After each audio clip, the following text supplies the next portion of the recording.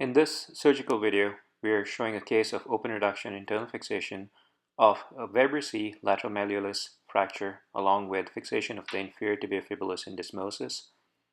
The authors have no disclosure. Our patient is a 23-year-old male who sustained a left closed ankle fracture after slipping on ice. Of note, he did have a previous ankle fracture on the same side 2 years back and had undergone a surgical fixation for this injury at the time. The patient was doing well since then until he re-injured the ankle more recently.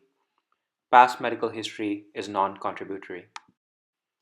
These are the injury radiographs of the patient showing 3 views of the ankle with a Weber C lateral malleolus fracture near the tip of the previous hardware.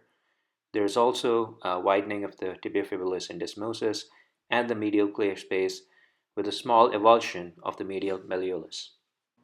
CT scan shows a small posterior malleolus fracture fragment. There is also a bony avulsion fracture of the AITFL from its attachment on the anterolateral aspect of the distal tibia, which is also otherwise called the Chaput fracture fragment. These are the pre-injury films which show a healed previous Weber B lateral malleolus fracture. It is also important to note that the fibula appears to be out to length with no previous shortening or malreduction from the previous surgery, and the syndesmosis is also well reduced. Due to the unstable nature of the ankle injury, along with patient's young age and activity level, surgical treatment is indicated. Goals of surgery are restoration of fibular length, reduction of the syndesmosis, and restoration of medial clear space. Since the patient already had a healed lateral incision from his previous surgery, our plan was to use the same incision. Fixation of posterior malleolus is more controversial. However, in this particular case, due to the location of the previous incision, which was more lateral, as well as the small size of the posterior malleolar fragment, we elected not to fix the posterior malleolus fracture. We obtained fluoroscopy mortise and lateral images of the opposite side for comparison intraoperatively. This is particularly useful when assessing fibular length and confirming syndesmotic reduction. The patient has been placed in a supine position with bump under the hip and a foam ramp. Here, we're using the previous incision, which has been marked. We incise through the skin and subcutaneous tissues and go through some of the previous scar tissue to then expose the hardware. Once we expose the plate, we are then going to extend the incision further proximally since the fracture is located above the proximal tip of the plate. Then we carefully dissect through the deeper tissues to avoid injury to the subcutaneous nerve.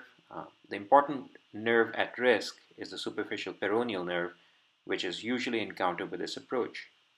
In this particular case, we did encounter one of the branches of the subcutaneous nerve. However, the main trunk of the superficial peroneal nerve was anterior to the plane of dissection.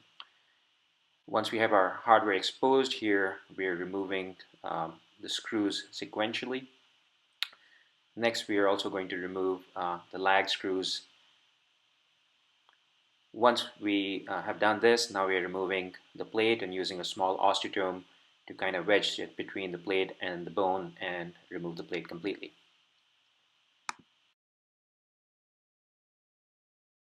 Now we'll turn our attention to the fracture. Here you can see we have the fracture site exposed, and there's a large butterfly fragment located posteriorly. We're just cleaning out the fracture ends. Once this is done, we reduce the fracture to the distal fracture fragment using a pointed reduction forceps and are now placing a 2.7 mm screw in a lag fashion across the fracture. We then went on to reduce the proximal fracture fragment to this and placed a periarticular plate across the fracture.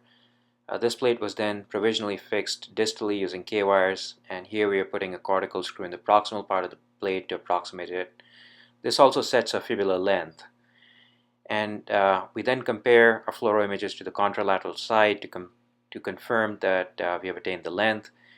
Further, we can look at the so-called dime sign and the Shenton's line, and this further confirms that our fibular length is attained. Next, we have extended the dissection anteriorly to expose the syndesmosis and the distal tibia. In this case, the syndesmotic injury involves an avulsion fracture of the anterolateral distal tibia, and the anterior inferior tibiofibular ligament is intact and attached to this fragment. Reduction and fixation of this fragment should help with reduction of syndesmosis as well, similar to what one would expect for a posterior malleolus fracture. After mobilizing the fracture fragment, once we have it reduced where we like it, we are fixing it with a 2.7 millimeter cannulated screw. We then placed a periarticular clamp across the ankle to compress the syndesmosis. At this point, before we drill the screw, we'll take mortise and lateral views to confirm that the syndesmosis is well reduced. Previous studies have stressed the importance of assessing syndesmotic reduction in the lateral view to avoid a malreduction in the sagittal plane. Here we are comparing the position of the fibula relative to the tibia in the lateral view with the normal side.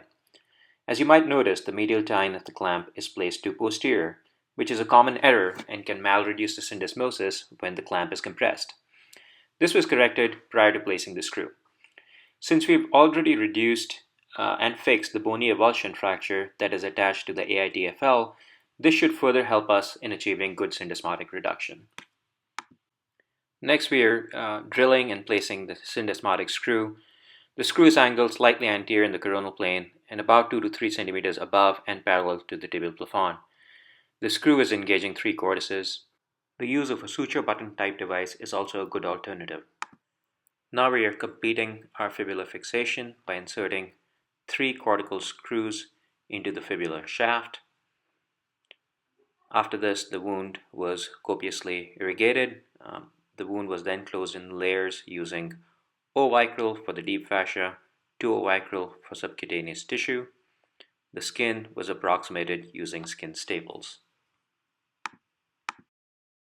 Postoperative radiographs show anatomic reduction of the fracture, restoration of fibular length, and a well-reduced syndesmosis. Postoperatively, patient received 24 hours of antibiotics and DVT prophylaxis with aspirin. He was placed in a posterior splint for a couple of weeks and then switched to a cam boot. The patient remained non-weight bearing for 6 weeks and then was gradually advanced to weight bearing as tolerated. On his most recent follow-up, patient is ambulating well without any limp. His postoperative radiographs show that the ankle mortise in the syndesmosis remains well reduced and the fracture appears to be healing well. Long-term outcomes for syndesmotic disruptions after ankle fractures have been associated with a high incidence of residual pain and degenerative changes. Studies have shown a high incidence of syndesmotic malreduction when relying on radiographs alone to assess quality of reduction. Open reduction, on the other hand, has been shown to have a much lower incidence of malreduction compared to closed reduction techniques.